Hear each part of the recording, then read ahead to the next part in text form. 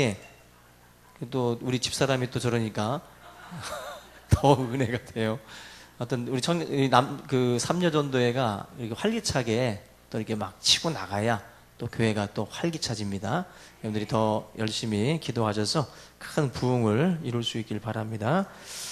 네, 오늘은 오후 시간 겉보다 속이 정결한 신앙이란 제목을 가지고 말씀 나누겠습니다. 요즘에 이제 과일들이 많이 쏟아져 나오는 계절인데 수없이 많은 과일들이 이제 쏟아져 나와서 우리들 입맛을 지금 돋구고 있습니다. 며칠 전에도 아주 빨갛게 익은 자두를 사왔더라고요, 집사람이. 그래서 맛있을 줄 알고 한 입 깨물었는데 물맛이에요. 자두가 색깔은 빨간데 맛이 물맛이더라고. 물 한 컵 먹을 걸 괜히 그걸 먹었다 싶을 정도로 물맛이에요.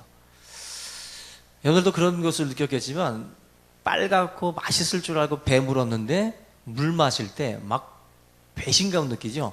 본전 생각나고 뭔가 겉과하고 속이 뭔가 맞지가 않는 거예요. 겉은 번디로 해서 맛있을 줄 알았는데 안은 아니라는 거죠. 우리가 그 과일 하나도 배신감을 느끼는 것처럼 우리의 삶도 그래요. 우리의 삶도 겉이라는 부분과 이 속이라는 이 부분이 분명히 어찌 보면은 같아야 됩니다. 우리가 인간이기 때문에 우리의 속이 그렇게 깨끗하고 정결할 수는 없겠지만 주님이 말씀하시는 그 기본이라는 게 있죠. 겉이라는 것과 속이 어느 정도 따라가는 그런 것이 돼야 되는데 이 부분에서 좀 문제가 많이 있는 그걸 이제 지적을 하는 겁니다. 사람과의 관계에서도 겉과 속이 너무 틀리면 이 관계를 결국 깨게 되죠. 그리고 그 사람에 대한 믿음이 이제 상실되게 됩니다. 믿음이 가지 않는 거죠. 겉과 속이 너무 다르기 때문에 그 관계 자체를 형성할 수가 없습니다. 하나님께서 가장 싫어하시는 것이 외식이거든요. 하나님은 사람들처럼 외모를 보시지 않고 그 중심을 보신다라고 말씀을 했습니다. 그 말은 겉이라는 것을 무시하신다라는 것이 아니라 분명히 살면서 형식이라는 건 필요합니다. 그런데 겉과 속이 너무 다른 거를 주님이 이제 지적을 하는 거죠. 겉과 속이. 겉도 경건한 모양을 가질 필요가 있겠죠. 예?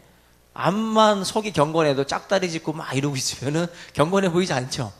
그죠? 분명히 형식이라는 건 있어요. 분명히 어떤 보여지는 부분들이 있습니다. 그런데 짝다리를 짚는다고 꼭 나쁜 건 아니에요. 그 속이. 예? 바르게 서 있다고 또 속이 좋은 것도 아니고. 희한하죠, 인간은? 그러나 우리가 가장 좋은 것은 균형이죠.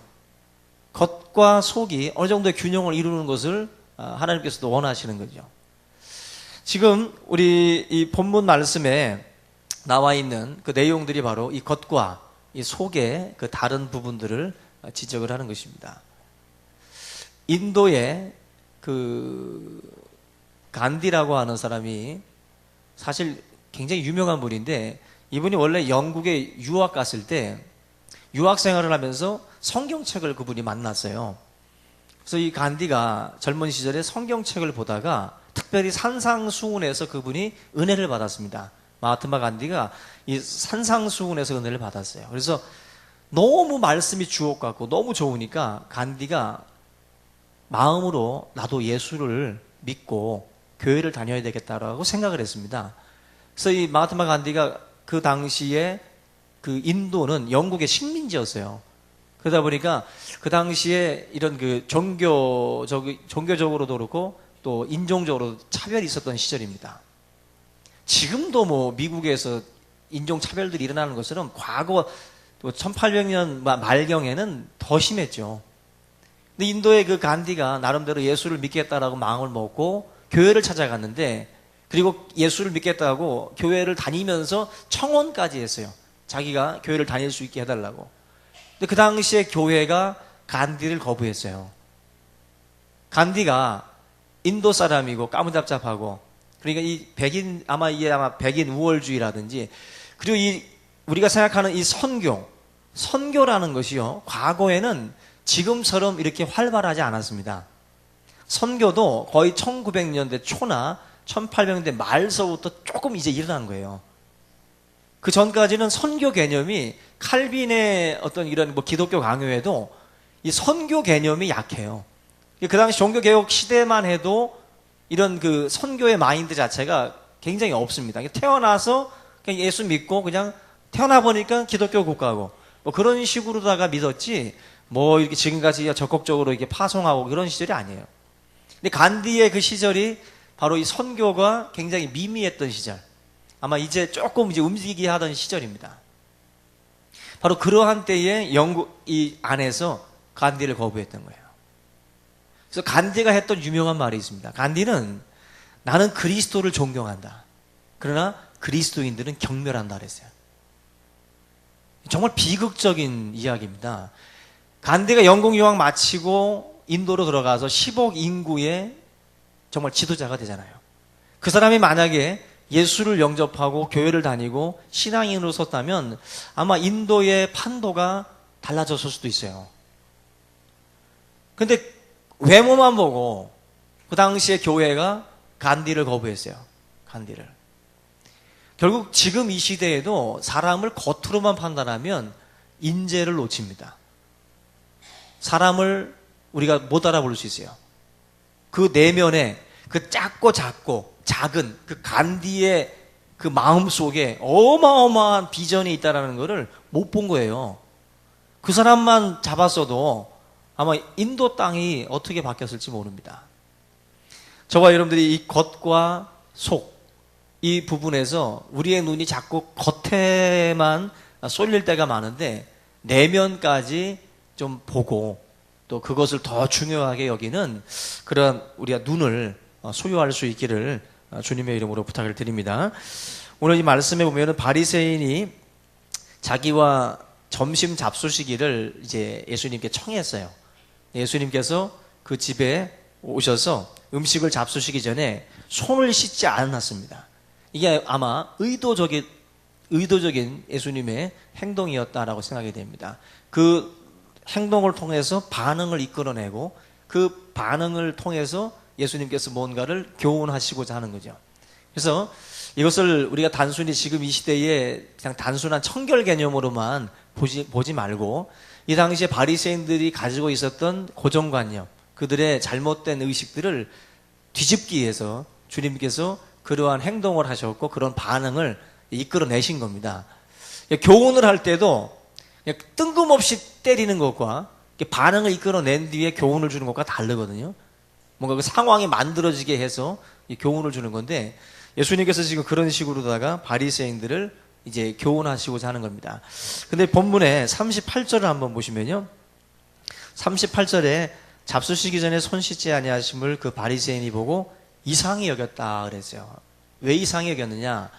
그 당시에 당연히 모든 그 유대인들 결례, 정결 예식 가운데에 밖에 나갔다 들어오면 손을 씻는 거거든요. 이건 기본인데, 근데 지금 이 예수님께서 손을 씻지 아니하고 일부러 그냥 음식을 잡수시려고 한다라는 것입니다. 바리새인들 같은 경우는 이 구전 율법들에 대해서 아주 철저하게 지키려고 했던 사람들입니다. 그래서 모세 율법이 따로 있고 모세 율법이라고 성문으로 이제 전해져 내려오는 토라라고 하는 그 율법이라고 하는 그 책이 있고 창세기, 출애굽기, 레위기, 민수기, 신명기라고 하는 모세 율법이라는 것이 분명히 있습니다. 그런데 이것 말고 모세한테 구두로다가 전해준 율법이 있다라는 거예요. 그게 이제 구전율법이라고 해가지고 우리 뭐 구전가요식으로다가 율법이 사람들의 입에서 입으로 전해져 내려오는 거예요. 근데 그 구전율법들은 훨씬 더 아주 디테일합니다. 그냥 완전히 그냥 모세율법은 그렇게 막 세부적인 것까지 말하지 않습니다. 근데 이 구전율법은 사람들이 그럴 것이다라고 전해져 내려오는 거지만 실제적으로는 하나님이 주신 말씀이 아니라 이 유대인들이 하나님의 말씀에 자꾸 뭘 보탠 거예요. 자꾸 보태가지고 자기들 나름대로 만들어 놓은 겁니다. 이것은 하나님의 말씀이 아니라 유전이에요. 유전. 구전돼서 내려오던 전통들입니다. 근데 그러한 전통에 있어서 이 바리새인들은 굉장히 철저했습니다. 예수님이 이 부분을 가지고 지금 이제 그들의 잘못된 부분을 이제 지적을 하시는데, 단순히 그냥 그 면전에서 그냥 면박 주는 정도가 아니라, 지금 이들은 실수하는 것이 아니에요. 바리새인이 하고 있는 어떤 그 실수를 지적하는 차원이 아니라 바리새인들의 고질적인 병폐를 지금 주님이 끄집어내는 거예요. 그러니까 그 초대받은 그 집만의 문제가 아니라 모든 바리새인들, 그리고 그 당시에 모든 유대인들 대부분의 사람들이 가지고 있었던 생각들이 바로 그런 부분인데, 유독 이 바리새인들은 종교인들이었는데 이 사람들은 더더군다나 더 심했습니다. 그래서 그것을 자기의 의로 여긴 거예요. 자기의 의로. 그래서 많은 사람들 앞에 섰을 때에 그러한 행동들을 하는 것을 보이기 위해서 했어요. 이 바리새인의 경건의 특징은 보이기 위함입니다. 사람들에게 보이기 위해서. 그래서 이들은 뭐 자기의 손도 씻지만, 여기 나와 있는 것처럼 뭐 39절에 잔, 대접 뭐 이런 것들도 깨끗이 씻는 그런 일들을 합니다. 근데 이 잔이나 대접 이런 것도 사실은 이방인들이 또 이제 판매하는 뭐 그런 것들을 이제 구입을 하는 것들이기 때문에 이방인의 손이 닿았다고 해가지고 이걸 또 깨끗하게 씻는 거예요. 그래서 유대인들, 이 바리새인들의 입장에서는 이런 깨끗하게 씻는 이 정결 예식을 통해서 자기들의 경건을 이렇게 보여줬어요. 우리가 얼마나 경건한가, 또 얼마나 깨끗한 사람들인가 하는 것을 이 정결 예식을 통해서 그들이 보이기를 원했다. 마가복음 7장도 같은 이야기, 비슷한 내용이 나오는데요. 7장, 마가복음 7장 4절에 보면은 시장에서 돌아와서도 물을 뿌리지 않고서는 먹지 아니하며 라는 말이 나와요. 시장에서 돌아왔을 때도 물을 뿌려요. 왜 그러냐면은 이 시장이라고 하는 곳은 여러 사람들이 모이잖아요. 근데 유대인들 같은 경우는 그 장례식을 치른 시체를 만졌거나 또 이런 좀 부정한 짐승을 만졌거나 했을 때 이 사람들이 이제 더러워진 것이죠. 부정해진 거지. 근데 부정해진 자와 시장에서 길을 가다가라도 부딪힐 수 있어요. 부딪힐 수 있는데 자기들이 모르고 부딪히는 거죠. 이 사람이 더러운 일을 했는지 모르잖아요. 그렇기 때문에 시장에 갔다 와서도 이들은 자기들을 정결케 하기 위해서 몸을 씻었어요. 물을 뿌린다는 말은 목욕을 하는 거예요. 목욕. 몸을 물 속에 잠그는 겁니다. 그런 식으로 아주 철저하게 유대인들은 자기를 그 부정한 것에서 구별하기 위해서 그런 외적인 것에 굉장히 신경들을 많이 썼습니다. 근데 예수님께서는 이 부분에서 너희들이 지금 큰 거를 놓친다는 거예요. 큰 거를. 이 부분에 있어서 정결하게 하는 것은 좋은데 이들이 정작 중요한 겉의 문제가 아니라 그 속의 문제, 이 문제들을 자기들이 또 좀 집중적으로 다루지 않는다는 것이죠. 바리새인들의 문제가 제가 사람에게 보이려고 했다고 그랬는데 이들은 모든 게 다 초점이 하나님이 아니에요. 여러분들 지금 경건한 예배를 드릴 때 예배의 초점이 누구에게 있어요? 뭐 정목사한테 오늘 나 왔습니다. 눈도장 찍는 거 아니잖아요. 그죠? 하나님 앞에 예배 드리는 거잖아요. 예? 기도를 할 때도 누가 나 기도하는 걸 안 보나? 뭐 이런 식으로 기도합니까? 아니잖아요. 하나님께서 나를 보시고 계시니까 하나님 앞에서 하는 거죠. 근데 바리새인들은 기도도 구제도 다 사람에게 보이려고 시장, 어귀, 사거리에서 기도를 서서 했어요. 남들이 보라고. 기도도 서서 하고. 그냥 이들은 골방 기도라는 개념이 없습니다. 골방 기도. 골방은 문을 닫고 들어가서 자기 혼자서 골방에서 하는 기도인데 이건 아무도 모르잖아요. 아무도 못 보잖아요. 바리새인들의 의식 속에는 골방 기도는 미친 장사예요. 야, 내가 기왕에 기도할 거면 사람들 보는 데서 사거리에서 해야지 어떻게 골방에서 하냐는 거죠. 바리새인들은 모든 그 보여지는 것은 굉장히 참 열심인데 그 내면에 그런 악한 동기가 있는 거예요. 악한 동기가. 그래서 바리새인의 의는 하나님 앞에 인정받을 수 없는 일입니다. 여러분들 지금 우리가 신앙생활 할 때 사람에게 보이려고 하시면 그거 다 우리가 헛수고하는 거예요. 그래서 외식적인 신앙은 안 됩니다. 그래서 가만히 보면은 교인들 중에는 부류가 여러 부류가 있어요. 여러분 약간 경건해 보이는 부류가 있고 그리고 껄렁해 보이는 부류가 있어요. 다 기역 리을자가 들어가요. 예? 근데 이 거룩해 보이고 껄렁해 보이고. 근데 희한한 건 껄렁해 보이는데도 내공이라고 할까요? 내공이 있는 신앙이 있어요. 은근히 그 내면적으로 그래도 뭔가 이게 주님에 대한 믿음들 대화를 나누다 보면은 뭔가 믿음이 있고. 근데 경건해 보이긴 한데 실망스러운 그런 모습들이 또 있습니다. 이거는 뭘까요? 겉으로 보여지는 것과 이 지금 또 갑자기 우리가 내면이 드러날 때가 있어요. 이 내면이 그것이 이렇게 표출이 될 때가 있습니다. 그거 굉장히 무서운 거죠. 저와 여러분들 겉과 속이 뭔가 내 속이 더러울 때 더러운 모습을 솔직하게 들고 나오는 사람이 있고 속을 가리고 거룩한 척하는 사람들이 있어요.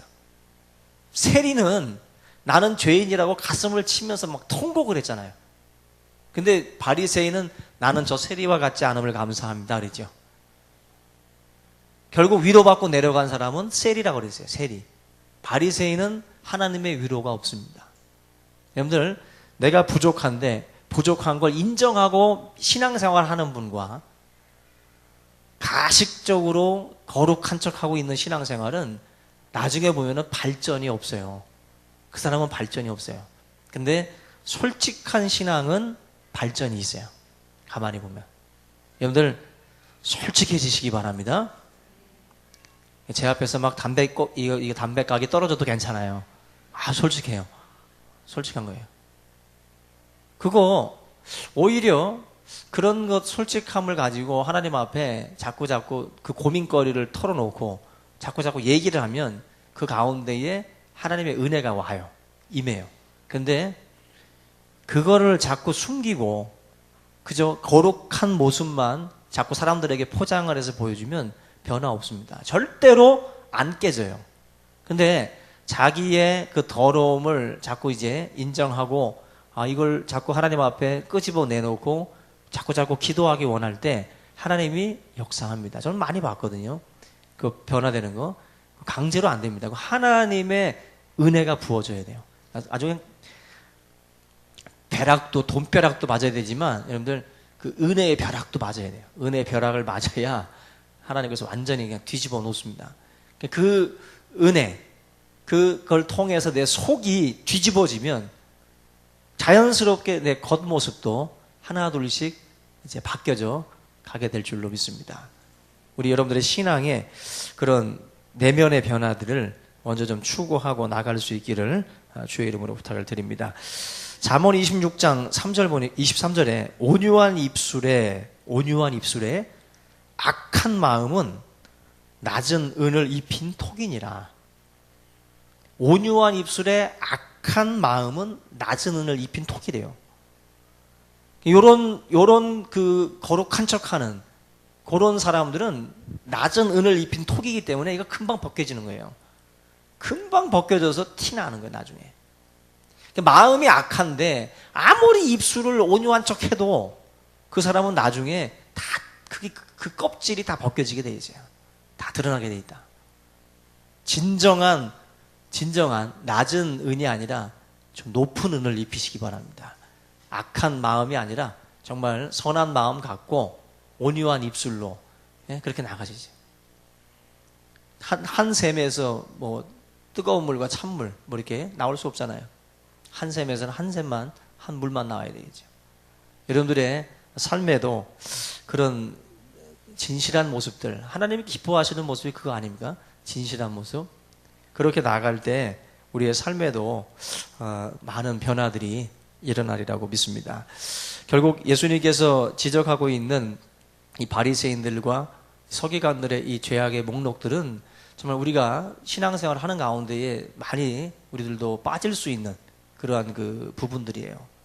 그래서 이 겉과 속이 다른 신앙인들은 사람들 앞에서도 겉만 보이는 부분만 신경을 쓰잖아요. 제가 보니까 그 교황들이 그 권력 그 한마디 자리를 비울 때 이제 투표하는 그 장소 있잖아요.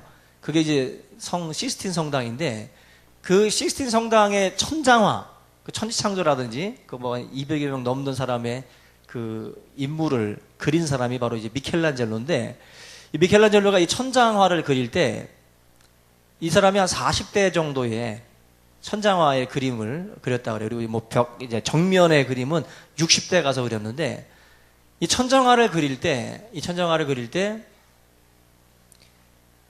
너무 한 4년 정도를 그렸으니까 4년을 그렸는데 너무 이게 지금 불편한 환경에서 그림을 그리다 보니까 무릎도 막 물어지고 정말 온몸에 병이 들었다 그래요. 미켈란젤로가.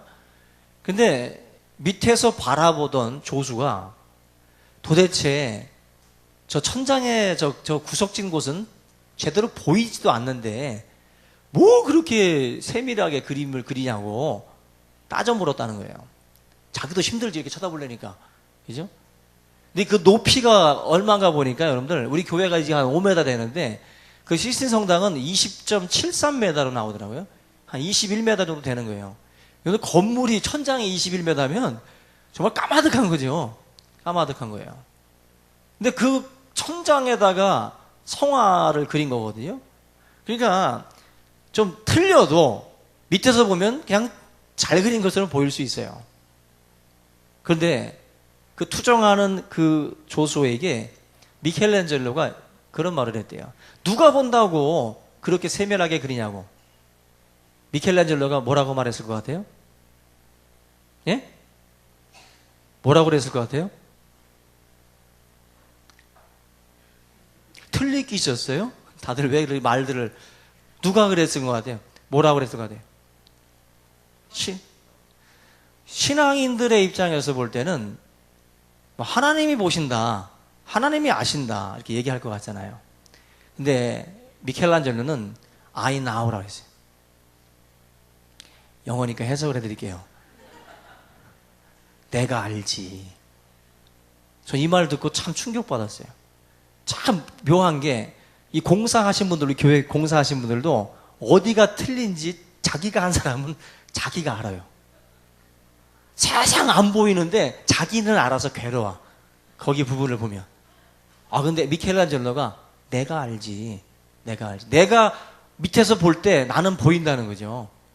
내가 괴롭다는 거죠. 결국 아무도 보지 않고 아무도 신경 쓰지 않는 그 구석진 곳도 미켈란젤로가 아주 정확하게 세밀하게 그림을 그렸다는 거예요. 굉장한 그 어떤 그 자기 그림에 대한 열정이고 또 그 사람이 얼마나 진실한 사람인가 그걸 알 수가 있죠. 우리는 뭐 안 보이는 쪽에다가 막 빨래도 넣어놓고 막 누가 오면은 막 그러잖아요.